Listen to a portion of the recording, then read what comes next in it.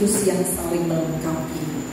Sekedar percaya tema ini bukan sesuatu yang baru, tetapi sesungguhnya sudah kita kerjakan dan aplikasikan dalam hidup kita. Namun mungkin di sana sini banyak hal yang memang terus harus kita perbaharui dan harus terus juga kita teguhkan, sehingga semakin nyata bahwa kamu dan aku, kita adalah anggota tubuh Kristus dan kita satu sebagai tubuh Kristus. Bacaan firman Tuhan terambil dari 1 Korinti 12 ayat yang ke-27, dan nanti juga akan dikuatkan dari Roma 12 ayat 3 sampai 5. Saya akan bacakan. Kamu semua adalah tubuh Kristus dan kamu masing-masing adalah anggotanya. Demikian juga dalam kitab surat Paulus kepada Roma, yakni Roma 12 ayat 3 sampai dengan 5. Berdasarkan kasih karunia yang dianugerahkan kepadaku, aku berkata kepada setiap orang di antara kamu, janganlah kamu memikirkan hal-hal yang lebih tinggi daripada yang patut kamu pikirkan, tetapi hendaklah kamu berpikir begitu rupa, sehingga kamu menguasai diri menurut ukuran iman yang dikaruniakan Allah kepada kamu masing-masing. Sebab sama seperti pada satu tubuh kita mempunyai banyak anggota, tetapi tidak semua anggota itu mempunyai tugas yang sama. Demikian juga kita, walaupun banyak, adalah satu tubuh di dalam Kristus, tetapi kita masing-masing adalah anggota yang seorang terhadap yang lain. Demikian firman Tuhan. Yang berbahagia adalah orang yang mendengar dan juga melakukan dalam kehidupan sehari-hari. Sebagai pemantik nanti dalam diskusi kita, ada beberapa catatan yang mau kami sampaikan. Yang pertama sekali, saya kena percaya kedua surat ini ditulis oleh seorang Paulus yang sangat kita kenal. Ya, dalam artian dalam kehidupan sebagai orang percaya kita sudah kenal siapa itu Paulus. Yang saya boleh sampaikan satu bahagianya, Paulus ini seorang yang begitu aristokrat, seorang Yahudi yang pada dunia lamanya, di masa lalunya sebagai seorang Saulus, itu sangat menguasai ya tatanan kehidupan keyahudian, bahkan pun undang-undang Taurat, semua aturan-aturan keagamaan Taurat Yahudi itu sangat dikuasai oleh dia. Dan kita ingat di masa lalu dia memiliki satu kerinduan untuk boleh memberangus semua orang-orang yang disebut sebagai pengikut Kristus. Dan kalau boleh tercatat, seorang Stefanus itu juga adalah dibunuh oleh karena beliau, begitu ya. Tetapi luar biasa dalam kehidupan baru yang sudah dialami oleh Paulus. Sejenak yang mau kami sampaikan, dalam kehidupan di masa lalunya, pasti Paulus ini memiliki paradigma tentang apa itu kehidupan. Pasti itu sesuatu yang harus dia ditinggikan, gitu, harus dia didengar, begitu kira-kira. Ini konsep Paulus dalam hidupnya di masa lalu. Tetapi kalau kita lihat dalam seluruh tulisan, ada 13 surat yang ditulis oleh Paulus, baik itu kepada jemaat dan orang-orang dalam pelayanannya. Dia sangat memakai satu kepemimpinan ya, yang aku yakin itu sangat dipengaruhi oleh ajaran Kristus yang sangat terinternalisasi dalam hidupnya. Kepemimpinan apa yang kami maksud? Kalau di masa lalu itu kepemimpinan yang dimiliki oleh Paulus itu adalah pemahaman yang mungkin ada pada orang Yahudi, yaitu kepemimpinan likarki, yaitu kepemimpinan Tuhan ya, Tuhan gitu. Tetapi dalam kehidupan pelayanan yang sudah diajarkan Yesus, ada kepemimpinan baru, dan itu yang sangat dihidupi oleh Paulus dalam seluruh pelayanannya, dengan memakai beberapa perumpamaan, termasuk yaitu tubuh Kristus. Apakah itu? Kepemimpinan persahabatan, kepemimpinan yang bersahabat ya, kita bisa lihat ya dalam kitab Yohanes 15 tercatat itu ya, tercatat engkau bukan lagi hamba tetapi adalah sahabat ya. Yesus katakan itu kepada murid-muridnya, bahwa kehidupan kebersamaan persekutuan yang terjadi sebagai orang yang percaya, di dalamnya ada relasi yang baru, yaitu relasi bukan lagi tuan kepada hamba, bukan lagi guru kepada murid, tidak, tetapi ada relasi yang baru, yaitu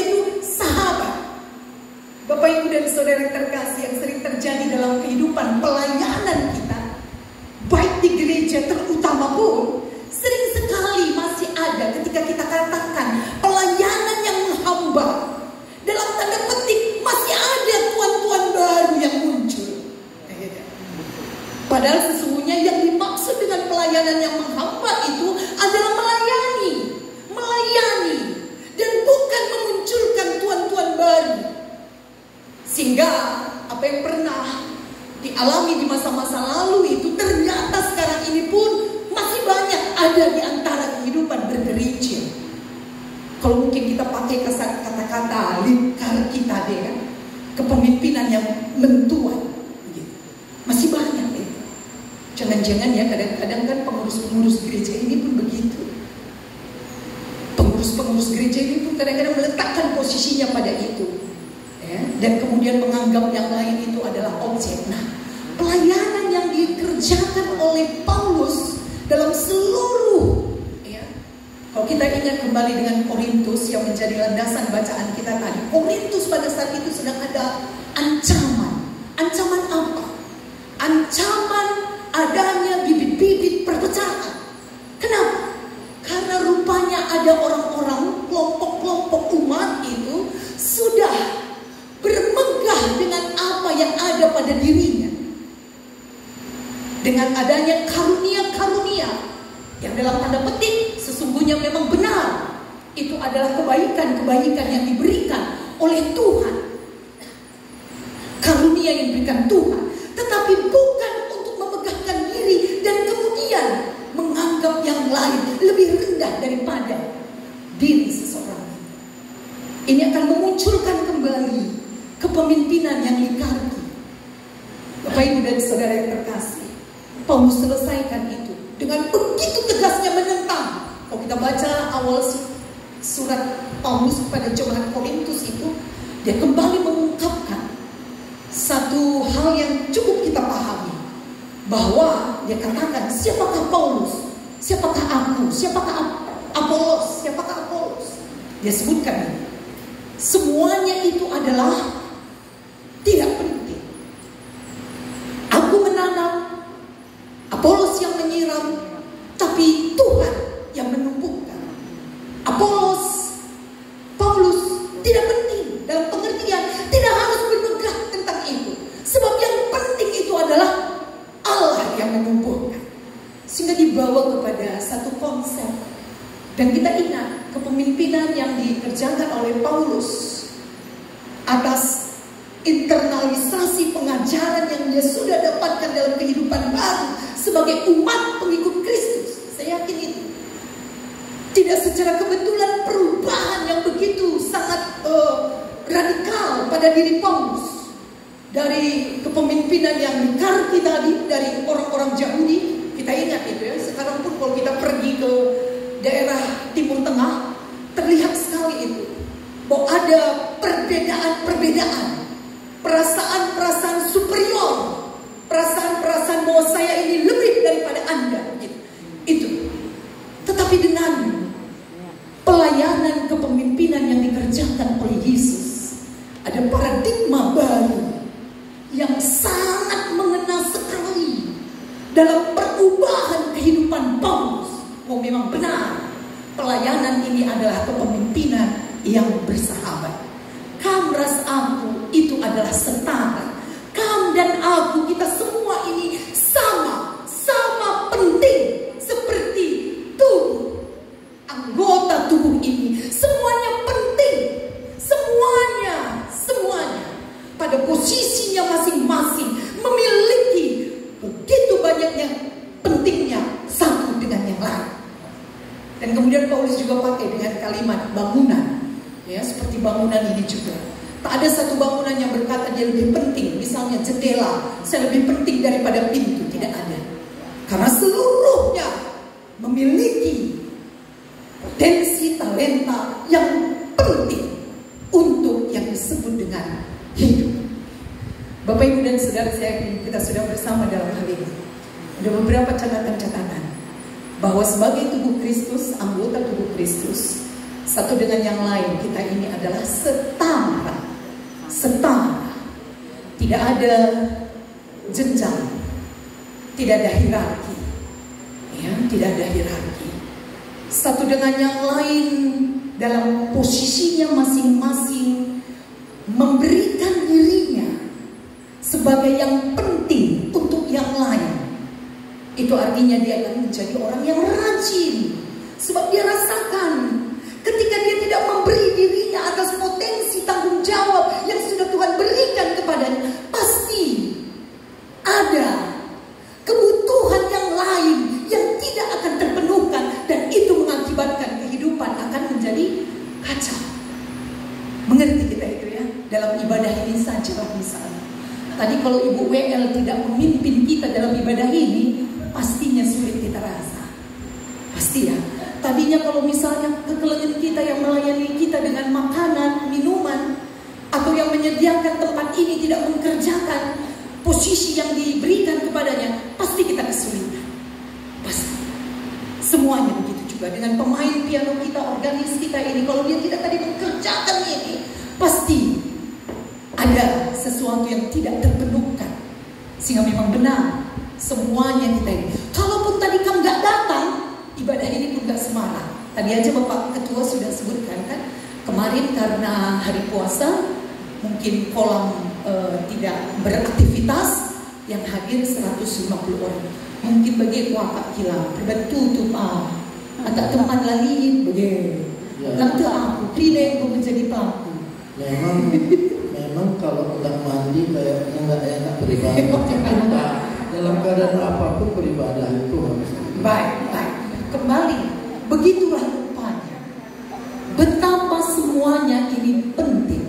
Kalau dalam tubuh tadi, dalam organ tubuh, ya, anatomi tubuh kita ini ada bagian-bagian yang dalam tanda petik, ada yang di paha katanya ya, dimuliakan begitu, ada yang harus ditutup-tutupi, ya, tidak perlu harus ditampak-tampakkan, ada begitu dia. Tetapi semuanya ini adalah sama penting, semuanya berkontribusi untuk memberikan yang terbaik, untuk satu untuk semua, semua untuk satu. Ini artinya tubuh Kristus yang saling melengkapi. Bapak Ibu dan Saudara yang terkasih, yang kita percaya, konsep berpikir ini sesungguhnya sudah ada pada kita. Satu dan yang lain tidak lagi merasa bahwa dia itu adalah seseorang yang harus dilayani, tidak. Semuanya kita ini ikut bagian, seturut dengan bagian-bagian kita saling melayani. Sehingga konsepnya kita bukan objek, tapi kita adalah subjek. Satu dengan yang lain kita adalah sahabat. Bukan ada yang lebih tinggi untuk boleh mengatur dengan yang lain, dengan misalnya kekuasaan, tidak, tetapi koordinasi. Sebab kita semuanya adalah sahabat. Bersahabat pelayanan yang kita kerjakan ini. Pelayanan kita ini adalah pelayanan kita bersama. Maju, mundur pelayanan ini adalah bersama. Bukan kita katakan, oh pengurus itu tidak mantap, oh nggak cocok jadi pengurus. Tak lagi ada seperti itu prinsipnya. Tetapi adalah pelayanan yang kita kerjakan adalah pelayanan yang saling melengkapkan, berkontribusi bersama. Sehingga saya yakin percaya pelayanan ini, kalau dalam konsep berpikir tadi, sangat-sangat mandiri. Mandiri dalam arti, kalau dalam bahasa Karo, mesti lagi-lagi ukur, lanai mandihayakan, begitu. Mengerti ya? Ya, saya mungkin agak suka menemukan bahasa Indonesia, tapi begitu dia. Dan ini yang ditanamkan oleh Paulus kepada seluruh umat jemaat yang dia kirimi surat. Roma yang kita baca, Efesus, Filipi, ya, ke Timotius, ke Titus, dia sampaikan itu. Konsep berpikir bahwa semuanya ini adalah sahabat. Paulus tidak pernah meletakkan dirinya bahwa dia lebih daripada yang lain.